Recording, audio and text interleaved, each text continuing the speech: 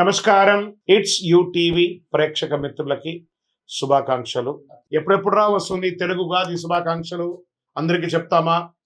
ఈ ఉగాది సంవత్సరం నాకు ఎలా ఉండబోతుంది, నా జీవితం ఎలా ఉండబోతుంది, ప్రపంచం ఎలా ఉండబోతుంది, ఆర్థికం ఎలా ఉండబోతుంది, వ్యవసాయం ఎలా ఉండబోతుంది, జీవితాలు ఎలా ఉండబోతున్నాయి, విద్యలు ఎలా ఉండబోతున్నాయి, వర్షాలు ఎలా ఉండబోతున్నాయి, రాజకీయం ఎలా ఉండబోతున్నాయి అని ప్రతి ఒక్కరికి ఒక క్వశ్చన్ మార్క్స్ ఎప్పుడు ఉగాది కోసం ఎదురు చూస్తున్నటువంటి మా ప్రేక్షక మిత్రులందరికీ కూడా పేరు పేరున శుభాకాంక్షలు. ఇప్పటి వరకు మా యొక్క ఛానల్ని ఆరాధిస్తూ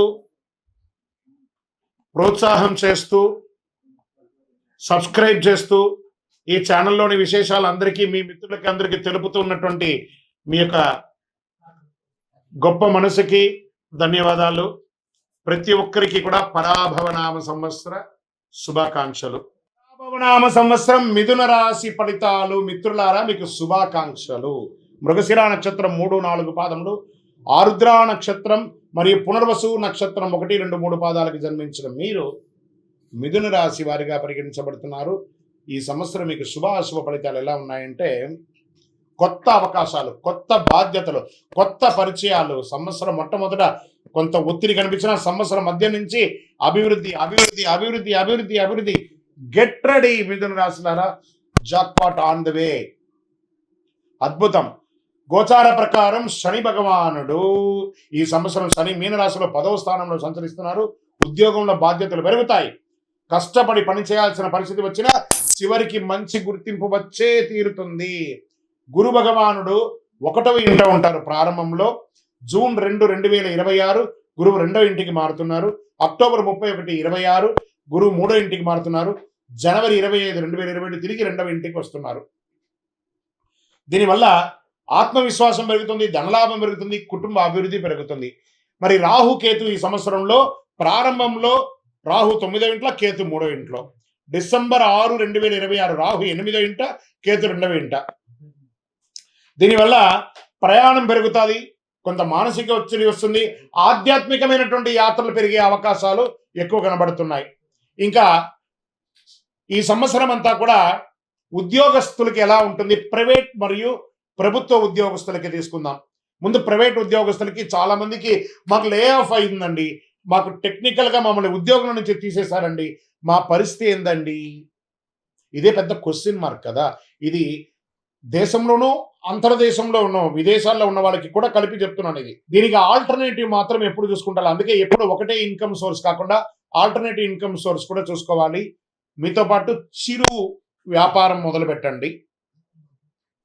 ప్రైవేట్ రంగం వాళ్ళు చిన్న చిన్న వ్యాపారాలు ఈ కామర్స్ ద్వారా చేయండి. పెట్టుబడి పెట్టి షోరూమ్లు కాదు, ఈ కామర్స్ ద్వారా చేయండి. క్లౌడ్ కిచెన్స్ చేయండి, లేదా చిన్న చిన్న వస్తువులు మార్కెట్ చేయండి. తర్వాత జూన్ తర్వాత మళ్ళీ మీ ఉద్యోగాలన్నీ పునర్వ్యవస్థీకరించబడతాయి. లేదా ఆల్రెడీ ఉద్యోగంలో ఉన్న వాళ్ళు, ప్రైవేట్ ఉద్యోగం ఉన్న వాళ్ళు మీకు లే ఆఫ్ టైం ఇచ్చినా కూడా మళ్ళీ మిమ్మల్ని పరిగణలో తీసుకునే అవకాశాలు కూడా కనబడుతున్నాయి. ఇంకా ప్రభుత్వ రంగ ఉద్యోగస్తులకు వచ్చేటప్పటికీ అద్భుతమైనటువంటి సమయం. చాలా అవకాశాలు, అవార్డ్స్, రివార్డ్స్, మీకు మంచి మంచి అవకాశాలు, ప్రమోషన్స్, ఇంక్రిమెంట్స్ చాలా బాగున్నాయి. కానీ ఇవన్నీ బాగున్నప్పుడు కాస్త అసాంఘికమైనటువంటి పనులు చేయాలని అనిపిస్తుంది. అక్కడే దెబ్బ కొడుతుంది. కాబట్టి జాగ్రత్త. తర్వాత దానివల్ల మీ ఉద్యోగమే పోయే అవకాశాలు ఉంటాయి. కాబట్టి జాగ్రత్త పడండి. ఇంకా వ్యాపారస్తులకి సూపర్, మీ డెట్స్ అన్ని తీరిపోయే అవకాశాలు ఉన్నాయి. నిల్వ ఉన్నటువంటి వస్తువులన్నీ త్వరగా అమ్ముడిపోయి కొత్త కొత్త వస్తువులతో, కొత్త కొత్త వ్యాపారం మెడికల్తో expansion of your business, branches లేకపోతే ఫ్రాంచైజ్ ఇలా ఇచ్చే అవకాశాలు ఉన్నాయి. అంతర్రాష్ట్ర వ్యాపారాలు కూడా మొదలుపెట్టే అవకాశాలు బాగా ఉన్నాయి. సో ఇక్కడ వివాహం వచ్చేటప్పటికి ఎన్నో రోజులుగా ఎదురు చూస్తున్నటువంటి వివాహం కాని వారికి అందరికీ కూడా వివాహం అయ్యే అవకాశాలు బాగా కనబడుతున్నాయి. వివాహం అయిన వారిలో మైత్రీయ భావం తొలగి విడిపోయి ఉన్న వాళ్ళు, విడాకులు తీసుకున్న వాళ్ళు కూడా కలిసే అవకాశాలు ఉన్నాయి. లేదా ఒకరి పట్ల ఒకరు కోపం ఉన్న వాళ్ళందరూ కూడా, విడిపోయిన వాళ్ళందరూ మళ్ళీ కలిసే అవకాశాలు ఎక్కువ శాతం ఉన్నాయి. ప్రేమానురాగం పెరుగుతుంది, బంధువుల మధ్య ఆప్యాయత పెరుగుతుంది, అన్నదమ్ముల మధ్య సఖ్యత పెరుగుతుంది. తల్లిదండ్రుల ఆరోగ్యం పట్ల కాస్త శ్రద్ధ వహించండి. పిల్లల యొక్క ఉపనయనాదులు, ఉద్యోగ లేదా విద్య, వాళ్ళ కోసం స్కూల్స్, యూనివర్సిటీస్ అంతా ట్రై చేస్తుంటారు కదా, అవన్నీ కూడా ప్రయత్నం చేయండి.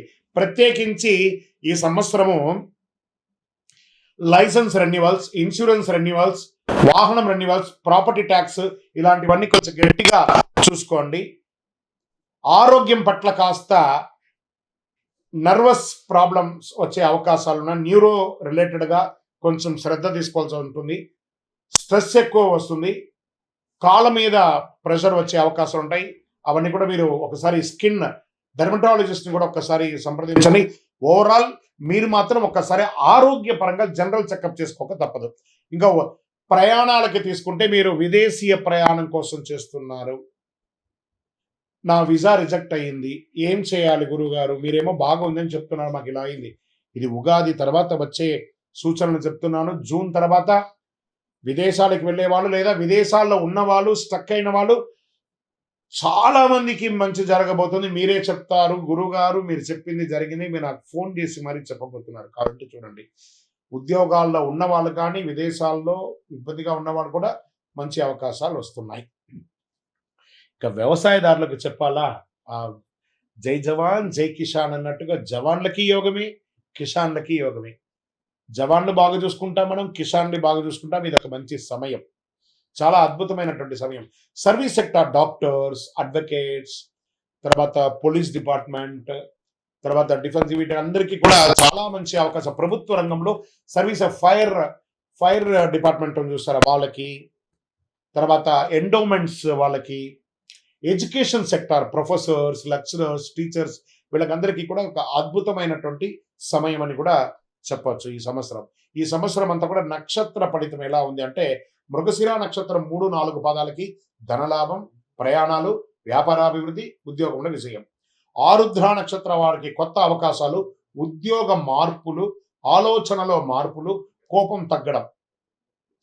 పునర్వసు నక్షత్రం 1, 2, 3 పాదాలకి జన్మించిన మీరు కుటుంబ సౌఖ్యం, గృహ సంతోషం, ధనాభివృద్ధి, వ్యాపారాల్లో అధిక లాభాలు పొందడము, ఇవన్నీ కూడా జరిగే అవకాశాలు ఉన్నాయి. అదృష్ట సూచనగా తీసుకుంటే అదృష్ట సంఖ్యలు ఈ సంవత్సరం మొత్తం 5, 6, 9. ఈ సంవత్సరం అదృష్ట రోజులు బుధవారం, శుక్రవారం. అదృష్ట రంగులు పచ్చ, లేత నీలం.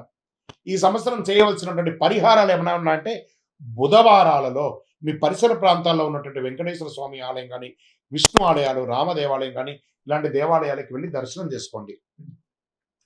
సంకష్టహర చతుర్థి గణపతి రోజు ఉపవాసం ఉండి సాయంత్రం ఆ ప్రదోష కాలంలో హోమాదులు, పూజలు చేసి ఆహారం తీసుకోండి. ఉపవాసం ఉంటే చాలా మంచిదని చెప్పేసి తులసికి మీ చేత్తో నీళ్లు పోయండి. చాలా అద్భుతమైనటువంటి ఫలితాలను పొందుతారు. ఇంకను సకల దోషాలు తొలగి ఆనందంగా ఉండడానికి మీ ఇష్టదైవం, మీ కులదైవ దేవాలయంలో మీ వయసు ఎంత ఉందో, స్త్రీ పురుషులు ఎవరైనా కూడా ఒక మట్టి ముక్కుడు తీసుకొని అందులో ఒత్తులు, మీ వయసు ఎంత ఉందో అన్ని ఒత్తులు వేసి, నువ్వుల నూనె, కొంచెం ఇప్ప నూనె కూడా కలిపి, వేప నూనె, ఆవ నూనె, ఇప్ప నూనె, ఆవు నెయ్యి, ఇవన్నీ కూడా కలిపి దీపం వెలిగించండి. దోషాలన్నీ కూడా తొలగుతాయి. ఆరోగ్యం కోసమే ఇది ప్రత్యేకించి చెప్తున్నాను.